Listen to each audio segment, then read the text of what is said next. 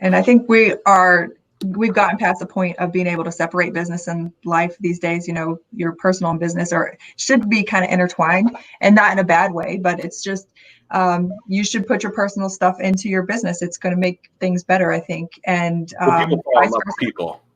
What's that? People fall in love with people. Right, exactly. Right. So don't separate that out, and then use those business concepts, like you said, to somehow organize the personal side of things. And I think you'll be a better person for it. So. Yeah, that's Zack and I just started this no negativity challenge, and so it's interesting what you bring up in the sense that because before I would have this mindset of, I'm not going to connect with people I do business with on social media because do they really want to see the other side of the fun side of Tim where he just lets loose? But then on the other side, it was, well, what if the relationship should go bad? And really what I learned and what I have taken away from this is that social media is just not the place to be posting all your negativity anyway.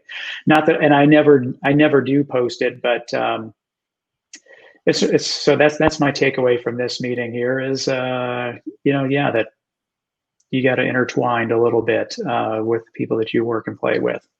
But I think you can use social media from just a DM perspective, right? Where you use that from that's probably what I primarily use social from. And people are like, Zack, but you post all the time. Yes, but I'm not on there all day consuming that information.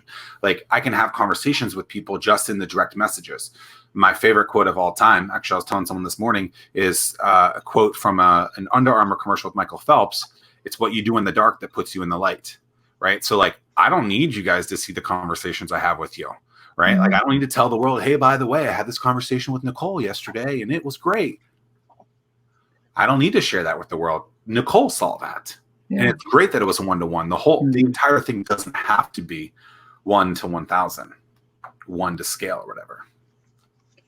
And that's where I find a lot of the, I guess, magic happens on LinkedIn, is that having that connection and then talking in the messenger. And it's so much more robust whenever you do that. And then whenever you finally get to meet that person face to face, now you've had this really good conversation. So you're absolutely right. We don't need to. And then when we meet in person at a coffee shop, I don't need to take a picture with you to prove I'm hanging out with so-and-so, which I think is the part of things that we do need to hold some things a little bit closer, and you don't have to share to the world who you're hanging out with on a daily basis and what you did and what you talked about and whatever. I mean, there's going to be some relevant things that probably come out of your conversations, but I think then people will feel also a more connection because it's you shared this with just me, and we have that relationship where it's just us instead of the world knowing everything.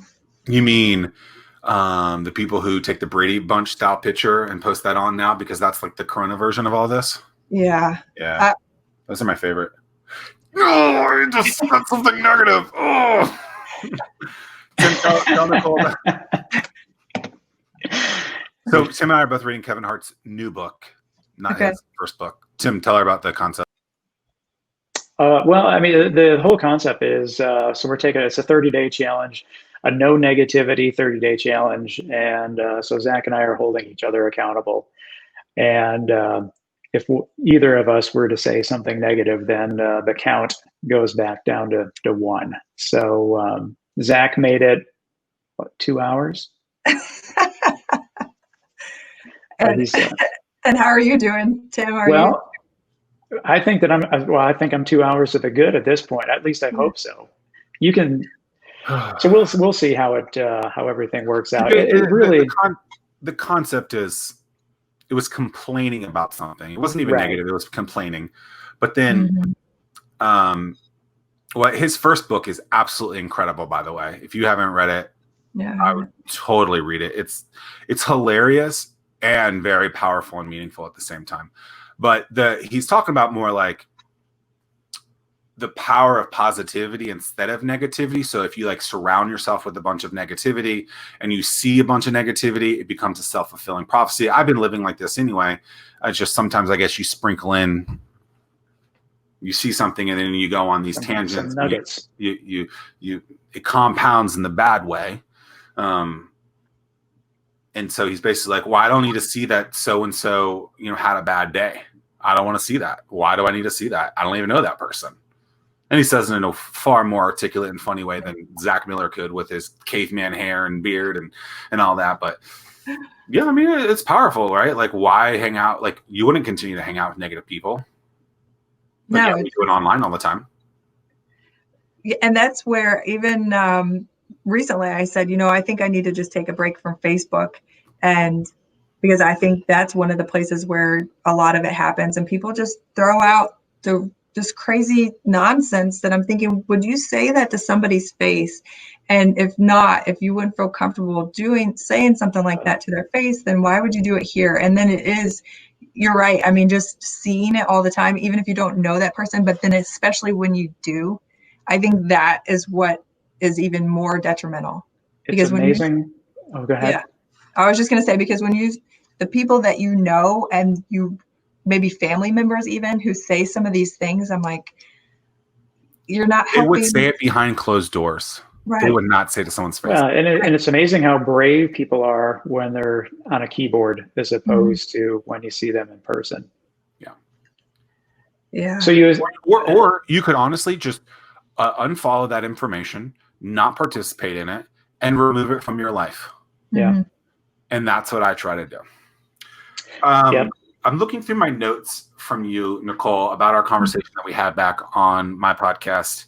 If you guys haven't listened to that, go to Zack Miller Says, wherever you listen to your audio podcast.